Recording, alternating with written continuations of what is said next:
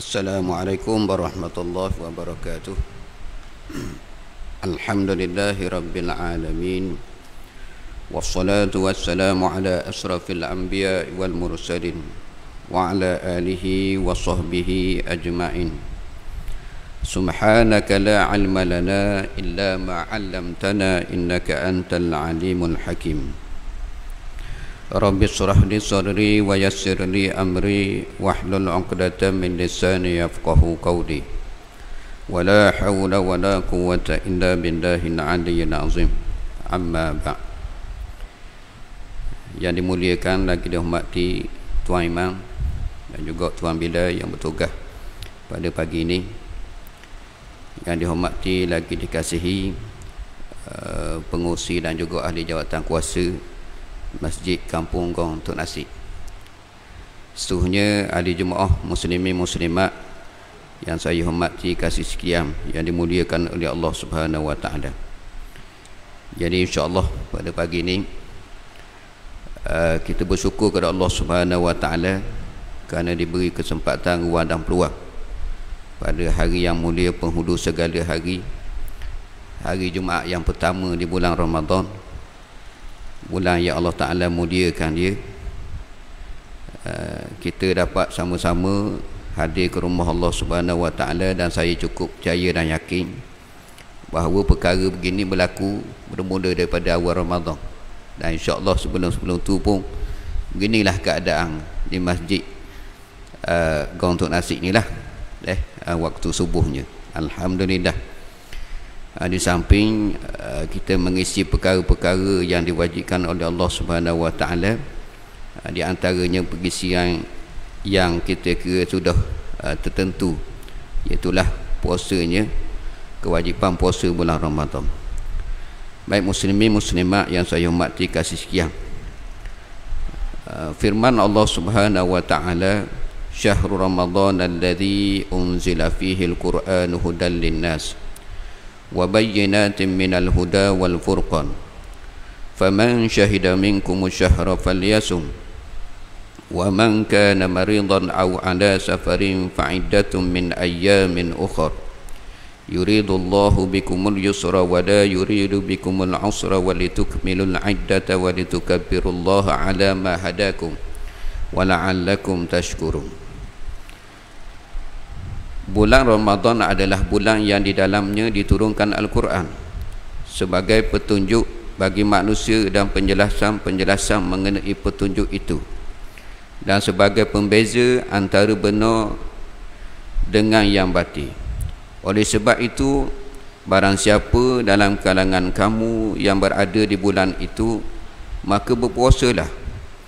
Dan barang siapa sakit atau bermusafir, dia tidak berpuasa, maka wajib menggantikannya sebanyak hari yang ditinggalkannya itu pada hari-hari yang lain. Allah Subhanahu Wa Taala menginginkan kemudahan bagimu dan tidak menginginkan kesukaran bagimu. Hendaklah kamu mencukupkan bilangannya dan mengagungkan Allah Subhanahu Wa Taala atas petunjuknya yang diberikan kepadamu agar kamu bersyukur. Kemudian Nabi SAW juga sebut, man qama ramadhan imanan wa ihtisaban ghufira lahu ma taqaddama min dhanbi. Ini di antara perkara yang kita sering dengar lah, biasa dengar berkait dengan tentang ayat-ayat berkait dengan tuntutan Ramadan ni lah, puasa Ramadan. Baik, jadi sehari-hari muslimin muslimat yang saya hormati kasih sekian, sebagaimana saya maklum tadi, kita bersyukur kepada Allah Subhanahu Wa Taala di atas nikmat bertemu je kita bulan Ramadan, dan hari ini merupakan hari yang ke-6 tau. Yang ke-6 kita berada di bulan Ramadan. Jadi insya-Allah moga-moga Ramadan kita selamat sehingga ke akhirnya insya-Allah. Dan insya-Allah moga-moga Ramadan kita pada kali ini lebih baik daripada Ramadan-Ramadan yang terdahulu. Jadi Ramadan ni bulan yang Allah Ta'ala kurniakan kepada umat Nabi Muhammad sallallahu alaihi wasallam saja, tidak kepada umat-umat yang lain. Ada pun cerita bab puasa, ia ada terdahulu, umat-umat terdahulu diwajibkan puasa. Cuma bulan Ramadan ni, sebab tu di antaranya kita tak mau cerita panjang, sebab kita kata benda tu benda yang daruri. Orang tahu kelebihan bulan Ramadan ni, sehingga kaum kafir pun tahu. Maknanya orang Islam ni wajib berpuasa di bulan Ramadan. Jadi tak perlu cerita pasal perkara tu. Cuma kita kena ambil maklum bahawa apa benda kita nak buat di bulan Ramadan selain daripada puasa. Kan? Kemarin kita ada dengar satu kuis. Dia kata apa yang berlaku bila tiba bulan Ramadan ni. Bila tiba bulan Ramadan ni apa yang berlaku? Di antara ni dia kata ada 3 perkara yang berlaku di bulan Ramadan ni. Apa dia? Jadi ada pemanggil duduk jawab tak kena belaka, ramai tak kena. Tahu? Jadi kalau nak kira ada yang jawab, dia kata pada bulan Ramadan ni kita berpuasa bulan Ramadan. Tak apa, bulan lain tak ada ke puasa Ramadan? Sebab hak wajibnya bukan puasa Ramadan saja. Kadang-kadang ada puasa nazar, ada puasa kafarah, macam-macam lagi. Kemudian dia kata adanya qiyamul lail. Waktu lain tak ada qiyamul lail ke? Ada yang jawab ada bazarnya Ramadan. Bulan lain tak boleh buat bazar ke? Jadi macam-macam versi ada. Cuma dia kata hak jawapan yang paling sebenarnya ada 3-4 orang duk panggil. Hadiahnya RM100 kalau betul. Jadi dia kata yang berlaku pada bulan Ramadannya di antara dia kata 3 perkara. Pintu syurga dibuka, pintu neraka ditutup, kemudian syaitan dirantai. Itu 3 perkara dia kata. Jadi itu di antara kita panggil antara salah satu perkara-perkara yang Allah Ta'ala kurniakan di bulan Ramadan, lebihnya bulan Ramadan daripada bulan-bulan yang lain. Sama juga pada hari ni, hari Jumaat kan, lebihnya daripada hari-hari yang lain. Sebab tu dipanggil Sayyidul Ayyam, penghulu segala hari. Baik, muslimin muslimat ahli jemaah yang saya hormati kasih sekian. Jadi itu di antara beberapa perkara yang kita kira kelebihan-kelebihan yang ada di bulan Ramadan. Cuma asah kepada bulan Ramadan ni lah. Sebab tu Nabi SAW tuntut dia supaya Nabi SAW kata perbanyakkanlah doa bila berada di bulan Ramadan. Sebab tu kita dituntut hak baca sokmo-sokmo tu lah, daripada bulan Rejab lagi. Allahumma barik lana fi Rajab wa Sya'ban wa ballighna Ramadan. Sehinggalah kita hari ini Allah Ta'ala panjangkan, lanjutkan usia kita, kita bertemu dengan Ramadan, kita menjadi tetamu Ramadan. Maka apakah tindakan kita, apakah pengisian kita pada bulan Ramadan ini? Yang tu kita nak fikir. Sebab tu kita kena muhasabah balik berkait dengan kita kira berkait dengan amalan kita sendirilah. Amalan kita bagi kita mengisi bulan Ramadan. Hendaklah kita tahu, ingat bahawa Ramadan ini salah satu daripada perkara kau panggil salah satu nikmat yang besar Allah Ta'ala kurniakan kepada umat Islam, dan difadukan salah satu perkara yang kita panggil kewajipan kepada salah satu daripada rukun Islam, iaitulah kewajipannya berpuasa pada bulan Ramadan. Maka atas berpuasa ni kita hendaklah sentiasa ingat dan kena tahu bahawa puasa ni kita kira salah satu daripada amal kebajikan, perbuatan. Perbuatan.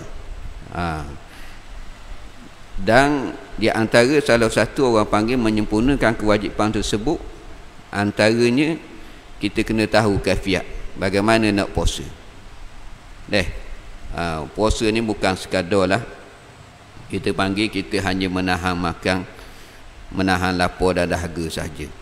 Sebab tu kita dituntut untuk menjaga, kita kira dari segi perkara-perkara yang merosakkan puasa kita. Kita dituntut supaya memelihara, supaya orang panggil apa ni, tidak mengelakkan daripada perkara-perkara yang membatalkan puasa kita. Dan juga kita dituntut tentang puasa Ramadan ini, itulah kita yang paling besar juga antaranya, kita dituntut supaya menjaga puasa kita ni, orang panggil apa, perkara yang membatalkan pahala puasa. Puasa sah tapi tidak ada pahala. Sebab tu dia antara yang bersebut tadi, man qama ramadhan imanan wa ihtisaban ghufira lahu ma taqaddama min dhanbi. Barang siapa dah puasa Ramadan dah dengan penuh dah apa ni, man qama ramadhan, barang siapa yang mendirikan Ramadan dah, qama Ramadan iman, penuh keimanan dah, dan pengharapan kepada Allah Subhanahu wa taala, nescaya diampunkan segala dosa-dosanya. Maka asas kepada amal ibadah berkait dengan puasa itu sendiri adalah letaknya kepada iman kepada Allah Subhanahu wa taala. Jadi pokok pakarnya bila nak jalan di bulan Ramadan ni, untuk melaksanakan Ramadan ni, asasnya orang panggil bermula daripada bulan bulan Rejab, Syakban dan sebagainya. Sehinggalah kepada masuknya bulan Ramadan ni, maksudnya orang panggil kita sudah siap dah bekalan-bekalan untuk nak masuk pada bulan Ramadan. Sebab tu asas kepada amal ibadah berkait dengan bukan sekadar puasa sahaja, hatta sembahyang sendiri pun asasnya adalah ilmu. Ilmu lah pokok pakarnya, bermulanya orang panggil amal itu. Sebagaimana Imam Ghazali dok sebut juga berkait dengan bab ilmu ni. Imam Ghazali sebut al-ilmu imamul amal. Ilmu ini adalah ikutan imam, ikutan amal, ikutan amal, ikutan perbuatan. Amalan itu mengikut kepada ilmu. Kemudian Imam Ghazali kata al-imamu al-amalu tabi'uhu, maknanya amalan ini mengikut kepada ilmu. Sebab tu di antaranya kita tengok kadang-kadang kita kira ada orang yang puasa ni tetapi masih lagi mengekalkan kita panggil perkara-perkara yang dilarang. Walaupun orang panggil perkara itu tidak merosakkan puasa, tetapi perkara tersebut boleh merosakkan pahala puasa. Ini yang Nabi kata, kadang-kadang orang ni puasa hanya lapar atsyu wal ju', maknanya lapar dan dahaga saja, pahala tidak ada. Itu dia antaranya. Baik, saudari muslimin muslimat ahli jemaah yang saya kasih sekian. Baik, itu dia antara perkara yang perlu kita muhasabah dan perlu kita ingat sentiasa dalam kita menjalani ibadah puasa Ramadan. Baik, Ibnu Khuzaimah meriwayatkan dalam sahihnya daripada Salman Al-Farisi radhiyallahu anhu berkata, Rasulullah sallallahu alaihi wasallam berkhutbah kepada kami di hari terakhir di bulan Syakban. Barang sabda Nabi sallallahu alaihi wasallam, wahai manusia, sesungguhnya telah tiba satu bulan yang agung, lagi berkat menaungi kamu. Bulan yang di dalamnya terdapat satu malam yang lebih baik daripada 1000 bulan. Ini di antara kelebihan, salah satu kelebihan yang Allah Ta'ala berikan kepada, Allah Ta'ala muliakan bulan Ramadan dengan berlakunya Lailatul Qadar. Yang kelebihan pada malam Lailatul Qadar ni kita sedia maklum, lebih baik daripada 1000 bulan. Cuma tidak dijelaskan selama ni malam apa, tidak ditentukan malam apa, tetapi akan berlakunya pada bulan Ramadan. Sebab tu maksudnya kita orang panggil apa ni, kita tidak, orang panggil hikmah di antaranya tidak dinyatakan malam-malam tertentu, tarikh-tarikh tertentu. Cuma ada di anggaran, di anggar-anggarnya katanya malam 21 sehinggalah akhir, malam 27 Ramadan, malam 21 malam-malam ganjil di akhir 10 Ramadan. Tetapi itulah bukanlah orang panggil tarikh yang tertentu. Cuma ulama-ulama orang panggil ada riwayat yang tentu, orang panggil kebiasaannya berlaku. Kemungkinan besar berlaku pada waktu-waktu begitu. Katanya berlakunya malam Lailatul Qadar. Jadi hikmahnya di antaranya tidak dinyatakan, tidak dijelaskan ataupun tidak ditentukan waktu yang khusus bila-bila berlakunya, supaya kita ni sentiasa istiqamah, sentiasa melakukan amal ibadah bermula daripada Ramadan sehinggalah akhir Ramadan. Itu hikmahnya supaya kita tidak meninggalkan. Sebab kata-katanya kalau kita tengok balik kebiasaannya ialah maknanya awal-awal ni ramai lagi, nanti pertengahan dia kurang sikit, dan akhir lagi kurang berat, dan selepas raya pula lagi kurang berat. Jadi agak-agaknya benda tu tidak berlaku lah. Jadi itu di antara perkara yang berlaku dengan sebab perkara itu bulan Ramadan Allah Ta'ala muliakan berlakunya malam Lailatul Qadar. Baik, Allah Subhanahu Wa Ta'ala menjadikan puasa satu kefaduan dan qiyam di malamnya satu sunat. Siapa yang bertaqarrub di dalamnya dengan melakukan satu bentuk kebajikan, ia adalah seperti menunaikan satu fardu. Ini kelebihan di antara Allah Ta'ala kurniakan pada bulan Ramadan. Orang yang melaksanakan ibadah sunat, maka ganjarannya Allah Ta'ala berikan kelebihannya pahala fardu lebih daripada bulan-bulan yang lain. Itu di antara keistimewaan bulan Ramadan. Baik, siapa yang menunaikan satu fardu di dalamnya, ia adalah seperti menunaikan 70 fardu di dalam bulan yang lain. Bagi orang yang melaksanakan sembahyang fardu, maka Allah Ta'ala gandakan pahala sembahyang fardu ni sebanyak 70 kali ganda. Berbeza daripada bulan-bulan yang lain. Sebab itulah maknanya pergandaan tu mesti dah dilakukan oleh hamba Allah Subhanahu Wa Ta'ala. Itu dia antaranya. Jadi sesiapa yang membukakan puasa orang yang berpuasa, orang yang menyediakan makanan untuk orang yang berbuka puasa ni, maka ia adalah satu pengampunan bagi dosa-dosanya dan satu pembebasan diri daripada neraka. Dan bagi orang itu, pahala orang yang berbuka itu tanpa berkurang sedikit pun. Maksudnya kita memberi makan kepada orang yang berpuasa. Bukan makan untuk nak batal puasa dia, maksudnya memberi makan kepada orang yang berbuka puasa. Dia tak nyatakan kadar berapa banyak mana, tetapi dia ceritakan bahawa orang yang beri makan hatta setitik air sekalipun mendapat kelebihan. Di antaranya Allah Ta'ala ampunkan dosa dia, dan Allah Ta'ala berikan pahala kepada orang yang beri makan kepada orang yang berpuasa ni sama banyak pahala orang yang berpuasa. Sebab tu satu kelebihan kepada kaum wanita sendiri, iaitulah walaupun kita panggil dia tidak berpuasa kerana uzur juga dia dapat pahala. Sebab itu adalah salah satu daripada perintah Allah Subhanahu Wa Ta'ala yang wajib kita melakukan ketaatan, meninggalkan melakukan ibadat dalam keadaan kita uzur. Dan bila mana wanita ini menyediakan makanan kepada ahli keluarga dia, menyediakan makanan kepada suami dan juga anak-anak, maka dia dapat pahala juga sebagaimana pahala orang yang berpuasa pada hari tersebut. Jangan rasa bimbang, jangan rasa susah hati sebab kita tidak berpuasa. Banyak ruang-ruang kelebihan-kelebihan yang Allah Ta'ala berikan pada bulan Ramadan.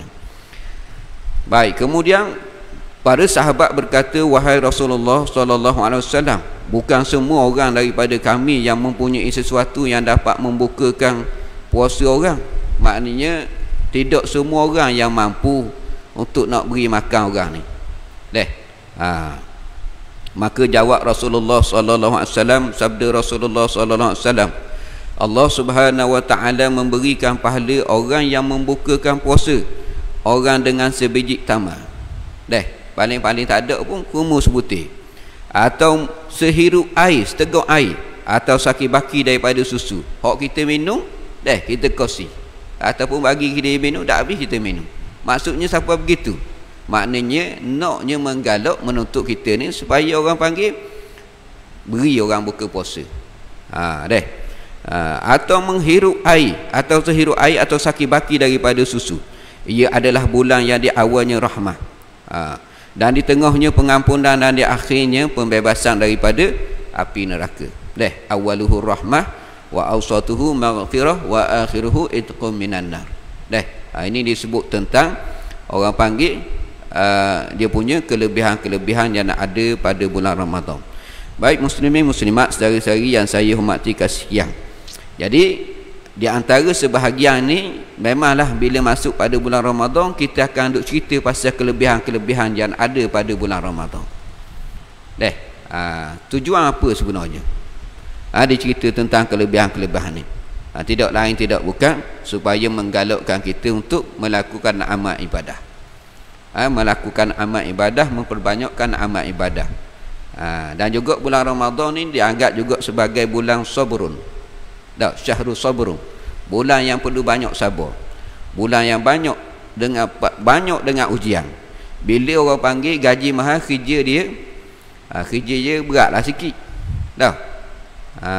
gitu. Nak ayatnya nilai pahala tinggi, maknanya dia kerja cabaran-cabaran dia cukup tinggilah. Jadi asas kepada segala amalan ni,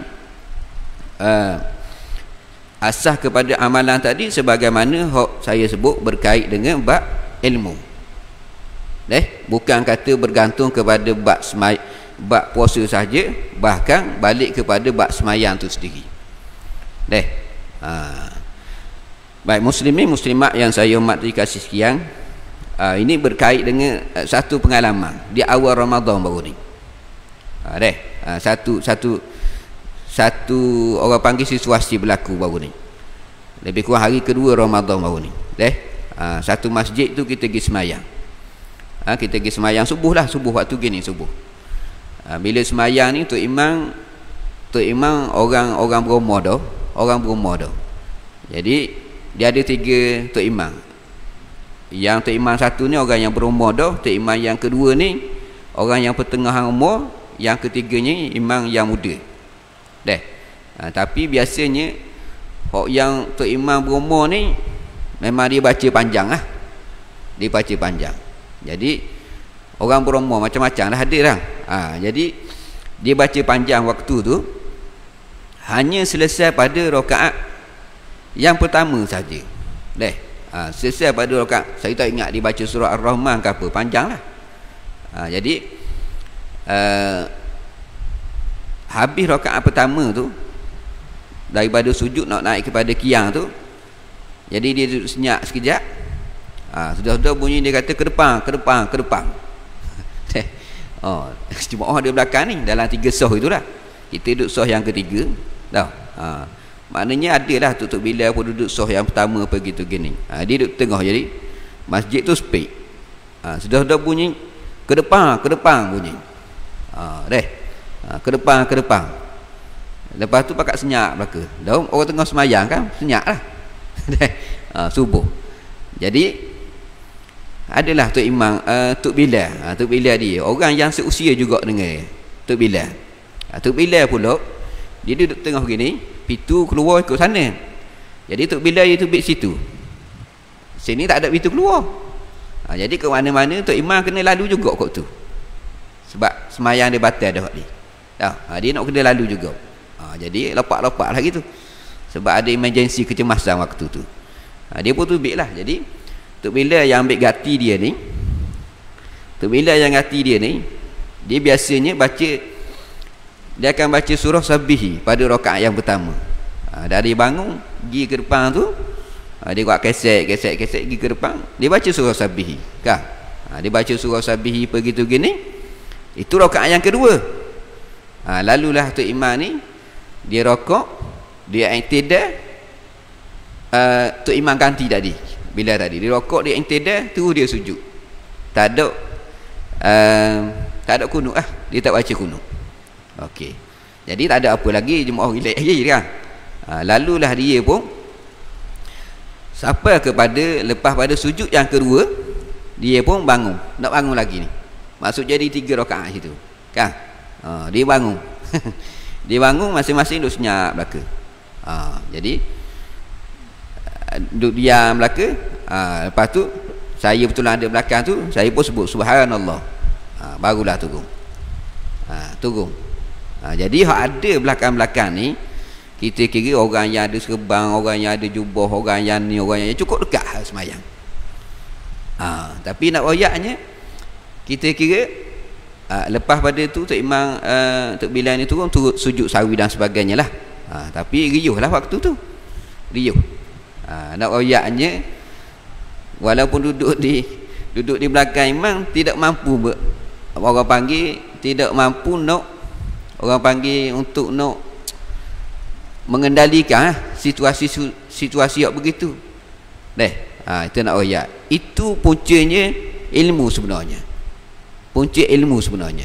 Dan ada tahun-tahun dulu, lama dah lah. Tahun-tahun dulu pernah saya tengok ada semayang isyak sekali. Ada berlaku macam ni juga. Okey. Ada orang muda ni kita kira dia ni semayang jemaah sokmah, ulang alik 5 waktu hari semalam. Tiba satu dalam keadaan begitu, kalau tak silapnya Tok Imam tu tak cukup rakaat ke ataupun macam mana, saya tak ingat dah. Tok Imam bagi salam 3 rasanya. Jadi dia rombok semayang dia lari tepi pergi semayang seorang semula. Tu nak ayatnya, ruginya bila tak ada ilmu. Semayang rajin, tapi tahan orang mengajar, tahan orang belajar, dia tembur lari. Lama-lama berhabigat juga sekali. Kita nak tengok itu orang panggil kepentingan ilmu. Sebab tu berkait dengan puasa kita ni sendiri. Kita sudah berada di bulan Ramadan. Sebab tu di antaranya galakkan untuk kita buat orang panggil wake up lah, panah. Orang nak panah lain, orang panggil untuk nak training, kita nak berlatih ni bermula daripada bulan Rejab lagi. Kita nak test. Sebab tu kalau orang panggil, kalau orang main training begitu gini, sebab tu banyak kita panggil tak ada training, tak ada panah tubuh begitu gini, tiba-tiba main start lasuk lalu waktu yang jadi attack jatuh tu. Tidak dah nak panah badan. Sebab tu Nabi menggesa dah supaya pada bulan Rejab lagi kita dah latih dah untuk nak puasa. Sehinggalah orang panggil kepada bulan Syaban dan masuknya bulan Ramadan. Maknanya kita sudah terbiasa 3 bulan, 2 bulan ambil lajak. Ini supaya orang panggil supaya nak menjaga kualiti amal ibadah kita, bukan fokus kepada bab puasa saja. Sebab tu ada orang puasa ni cerita mudah sebenarnya, nak bandingkan nak ibadah lain, nak bandingkan dengan sembahyang.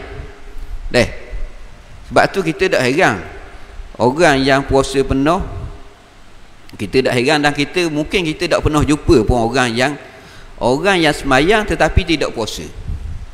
Tak pernah jumpa rasanya kau, tak pernah berlaku. Tetapi kita pernah jumpa, dan mungkin sehari pun dah ahli jemaah pun pernah jumpa benda gini. Orang yang tak sembahyang tapi puasa cukup sebulan. Sebab tu kita panggil tanpa sedar tak sedar pun, kita pun kalau kita tengok pun ada orang kadang-kadang dia melatih anak dia ni puasa untuk puasa, kan? Dalam bab sembahyang dia tak berat mana. Sedangkan dalam bab perintah puasa ni orang panggil bergantung kepada, orang panggil bersandarkan ataupun ambil kiyah daripada perintah sembahyang, kan? Nabi kata apa? Muru auladakum bis-solah. Idza balagha sab'an sini. Fa idza balagha 10 sini fadribuhu 'alaiha. Maknanya suruhlah anak-anak kamu sembahyang bila mana dia ni sampai umur 7 tahun. Dan apabila dia sampai umur 10 tahun, kalau dia tak sembahyang juga, pukul lah. Qiyah perintah puasa adalah kepada perintah sembahyang ni. Dan kita tengok ada orang yang sikit lagi. Kadang orang anak balik sekolah begitu gini, sembahyang zuhur dok lagi. Pasal kita siang ke dia biar dia tidur lah. Dia letih. Kalau kan dia jaga kan dia buka puasa. Sembahyang kita tak ambil berat mana. Berlakunya gitu. Sama juga sekarang dia tidur pula ataupun dia zuhur begitu gini, asal gitulah, maknanya dia berat kepada puasa. Sehingga kan dalam bab puasa ni dia janjikan anak-anak dia, kalau adik puasa, abang puasa, angah puasa, alung puasa, abah bagi 50 riyal tahun ni. Tapi dalam bab sembahyang tak jadi gitu. Sedangkan sembahyang ni kita tahu belaka dia adalah tiang agama. Maknanya ibadat-ibadat lain ni bergantung kepada kualiti sembahyang tu sendiri. Bab itulah tadi balik kepada bab ilmu tu sendiri. Maknanya kadang-kadang sebab tu sifat ilmu dipanggil nur, cahaya. Bila orang dapat ilmu ni, satu ketenangan kepada dia, satu kemudahan kepada dia. Contoh dalam bab semayang sekalipun, bagi orang panggil rukhsah untuk orang yang musafir. Kan semayang ni boleh orang panggil, kita boleh jamak dan juga qasar. Bagi orang yang tak belajar susah, dia akan berhenti. Kalau kata sehari tu 5 kali dia berhenti, hari tak belajar. Semayang pula, semayang penuh 4 rakaat. Kalau zuhur dah, kena semayang penuh. Jadi rohak kena acak kali duk berhenti. Jadi dia tak ambil peluang pada tu. Tapi bila orang ni belajar, insya-Allah dia akan jadi mudah. Jadi asas kepada kita nak menjaga puasa kita, amal ibadah kita balik kepada ilmu. Sebab tu kelebihan ilmu ni cukup besar. Cukup besar. Sebab tu disebut berkait dengan ilmu ni, dikata apa, barang siapa yang bersusah payah untuk hadir duduk dalam majlis ilmu, untuk hadir orang panggil belajar, nescaya Allah Ta'ala akan permudahkan jalan dia untuk ke syurga. Tak mudah buat apa ke syurga. Sebab tadilah hak macam Imam Ghazali kata tu ni, al-ilmu imamul amal. Maknanya al-ilmu imamul amal. Ilmu ni adalah panduan ikutan bagi amal. Kalau ilmu tu betul, amalan tu insya-Allah betul. Sehingga kan ada dalam satu riwayat bahawa menyatakan bahawa bila mana beramal tanpa ilmu ni, amalan tersebut ditolak.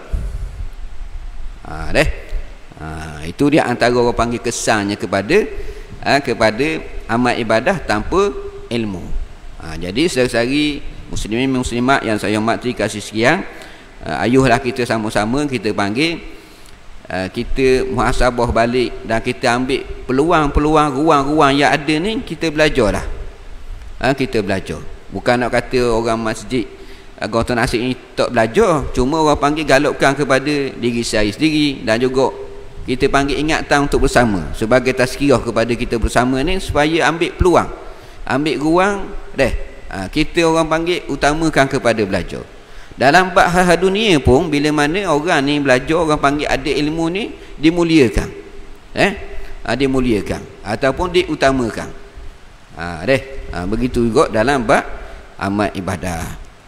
Baik, jadi dalam konsep tadi kita tengok dah dalam bulan Ramadan ni banyak kelebihan-kelebihan yang Allah Ta'ala hidangkan, Allah Ta'ala sediakan dalam bulan Ramadan ni.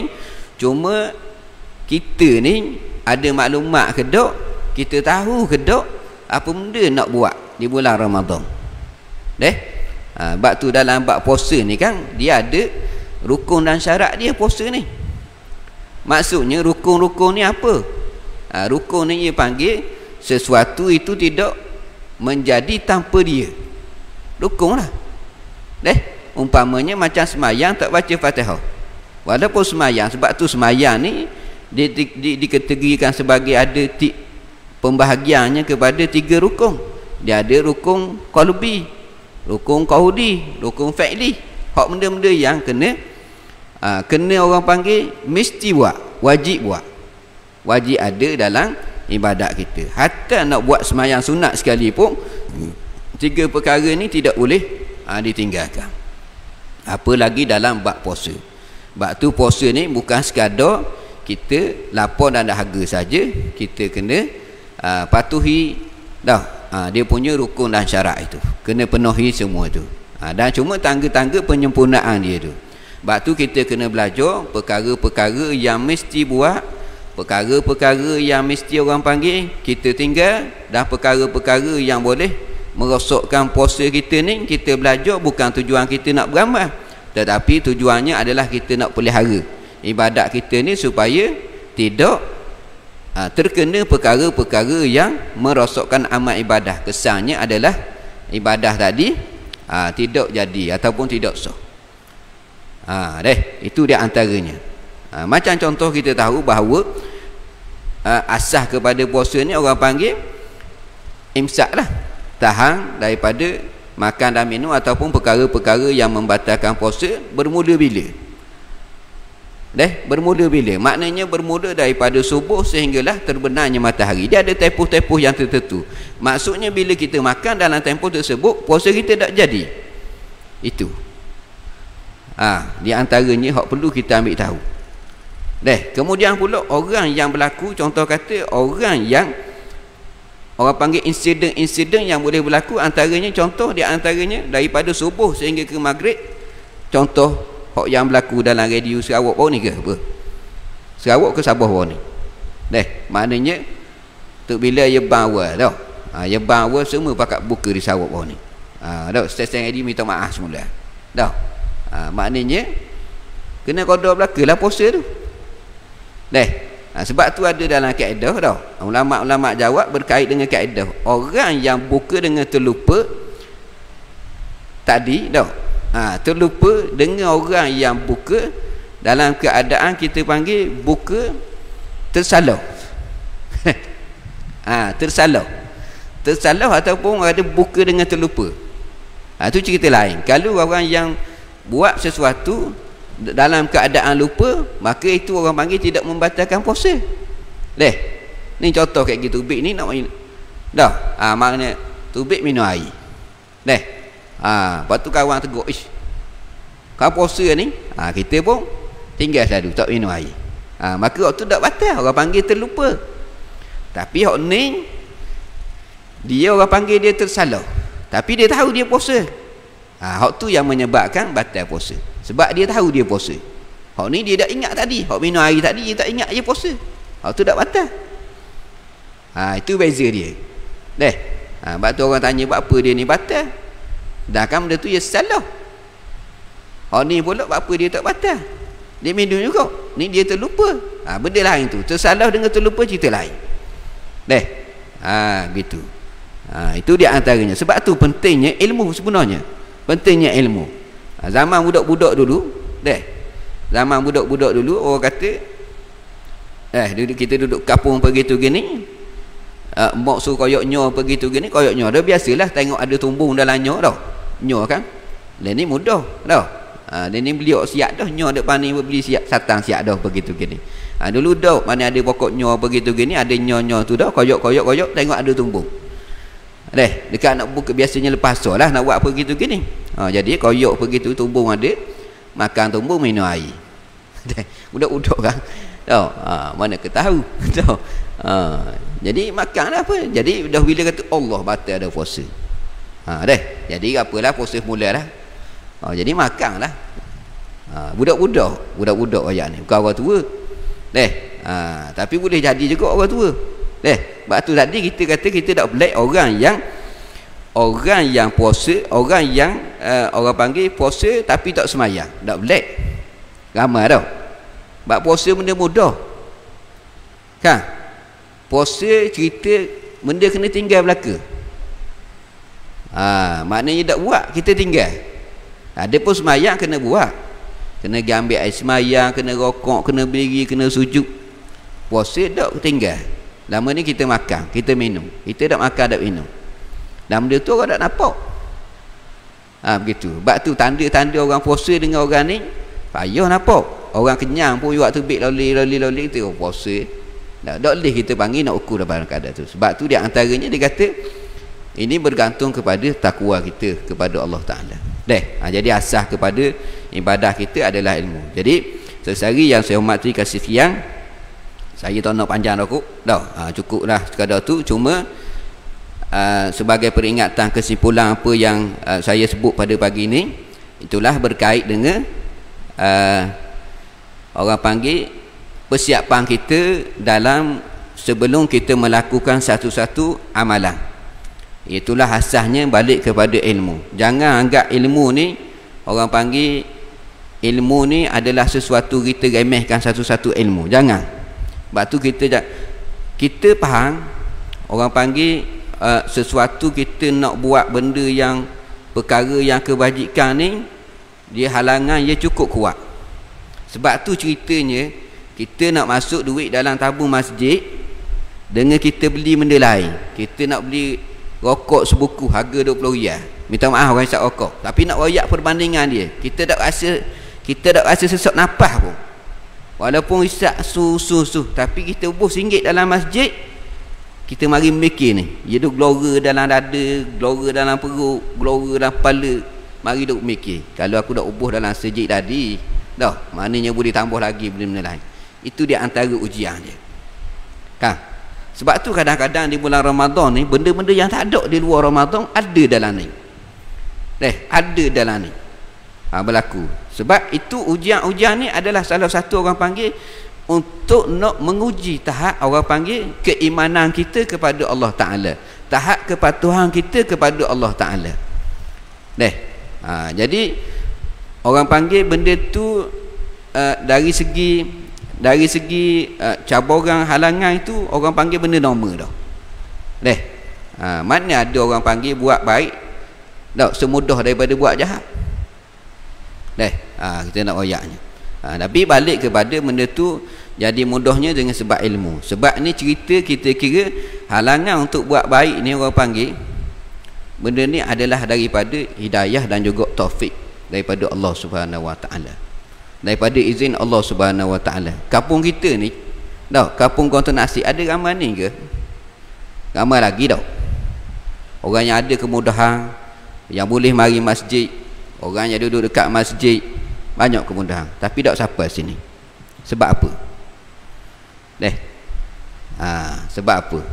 Sehari boleh fikir sendiri, boleh muhasabah sendiri. Sebab tu salah satu nikmat besar kita duduk dalam majlis ilmu, tempat yang baik, ini adalah salah satu daripada nikmat Allah Subhanahu Wa Taala. Allah Taala pilih pada kita. Ada orang yang duduk tempat baik, dia macam-macam lagi ada halangan.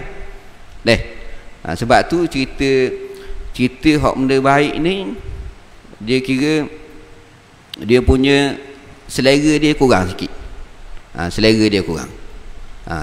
Sebab tu satu-satu perkara ni yang menyebabkan kita panggil kita ni berminat, kita nak buat, kita tebang dia sampai ke tahap gila-gila ni adalah dengan sebab ilmu tadi. Dengan sebab ilmu ni lah kita kira kita ni akan jadi nak ke dia. Ilmu ni maksud tahu nilai lah, tahu nilai. Kita akan nak kepada dia. Sebab tu satu-satu perkara ni kita akan anggap benda tu nak tuju kepada dia, kita anggap satu tu penting ke tak penting. Penting tak penting. Kalau kita anggap benda tu penting, kita akan buat dia. Satu-satu perkara kita akan buat dia. Tapi kalau kita anggap walaupun kata benda tu molek, tapi kita anggap benda tu tak penting, kita akan tinggal mudah-mudah.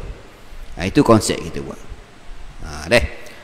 Jadi ala kulli hal, kita kira tadi kesimpulannya balik kepada kita muhasabah. Kita masih lagi berbaki lebih kurang dalam 20 hari lagi Ramadan.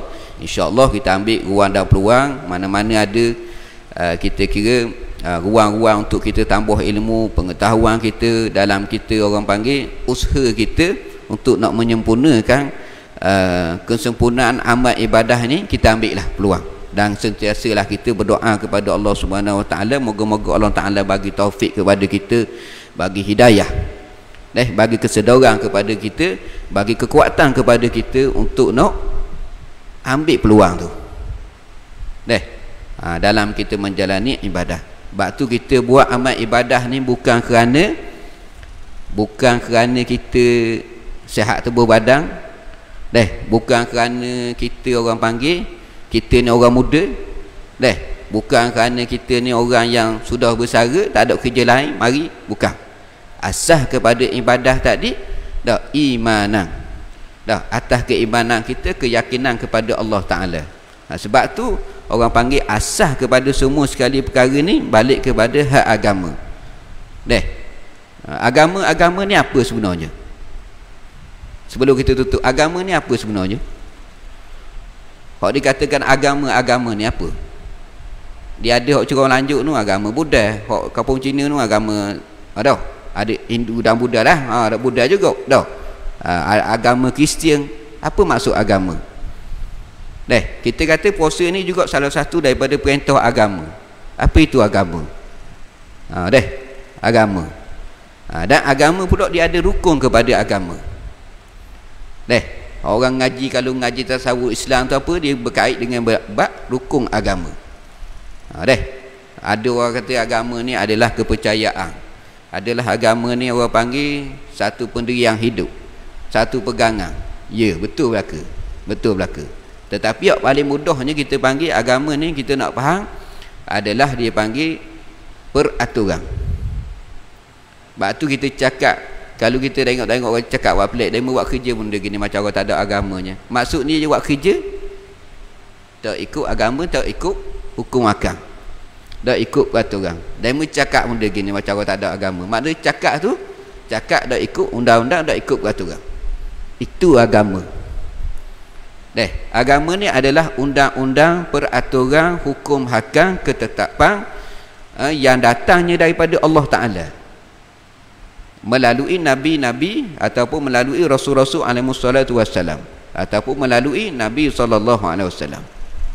Itu agama.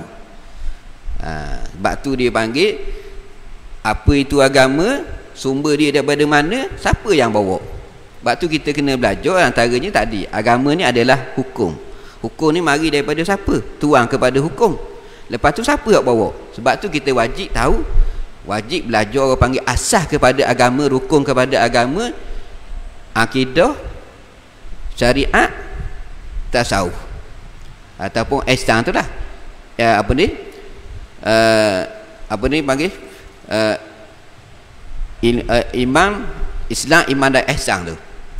Islam, iman dan ihsan tu, 3 perkara itu adalah rukun agama. Sebab tu maknanya walaupun kita tengok dalam Islam dia ada rukun Islam ada 5, rukun iman ada 6. Itu sajakah agama? Tidak. Maknanya contoh kata dalam bab nikah kahwin, dia tidak termasuk dalam hak 5 perkara tu, tapi dia masuk atas hak rukun Islam yang pertama, la ilaha illallah Muhammadur Rasulullah. Bahawa apa saja yang dibawa oleh Nabi SAW itu adalah urusan agama, marinya daripada Allah Ta'ala. Sebab tu kita buat benda tu. Sebab tu tadi kita buat ibadah puasa ni bukan kata kerana mari Ramadan semata-mata, tapi kerana kita ada iman bahawa puasa ni adalah perintah daripada Allah Ta'ala. Sebab tu kita tak pelik orang yang ada bulan puasa tapi tak ada pengisian bulan puasa, sehingga kan dia tidak berpuasa pun di bulan Ramadan. Pasal apa? Iman tidak ada. Na'udzubillah. Minta jauh benda gitu. Jadi konsep kita berpuasa ni balik kepada ilmu tadi. Itu asasnya. Jadi saya minta maaf banyak atas ambil masa yang saya diberi masa sejam sebenarnya kan. Pukul 6.30 patut habis pukul 7.30. Jadi bagi permulaan hari ini adalah hari Jumaat yang pertama, dan permulaan kita buat pengisian yang disusung oleh Jabatan Haiwan Agama Islam Terengganu bagi orang panggil menyahut orang panggil ketibaan bulan Ramadan sebagai pengisian untuk masjid-masjid di seluruh Terengganu dah. Di seluruh Terengganu ada belaka pengisiannya. Jadi kita ambil peluang sama-sama memperingati sama-sama sendiri, khususnya untuk diri saya sendirilah. InsyaAllah moga-moga Allah Ta'ala beri hidayah dan juga taufik, kekuatan untuk orang panggil untuk mengendalikan, menghadapi segala urusan cabaran-cabaran yang berlaku dalam kita orang panggil mujahadah kita, usaha kita untuk melaksanakan ibadah yang terbaik kepada Allah Subhanahu Wa Ta'ala, dan khusus ikhlas kepada Allah Subhanahu Wa Ta'ala. Jadi saya rasa sekadar tu lah dulu, minta ampun, minta maaf atas kelemahan kekurangan yang ada pada diri hamba. Apa yang baik itu datang pada Allah Subhanahu Wa Ta'ala, lemah kurang tu adalah kelemahan diri hamba sendiri. Minta ampun, minta maaf. Jadi sekadar tu lah dulu. Wabillahi taufiq wa hidayah. Wassalamualaikum warahmatullahi wabarakatuh.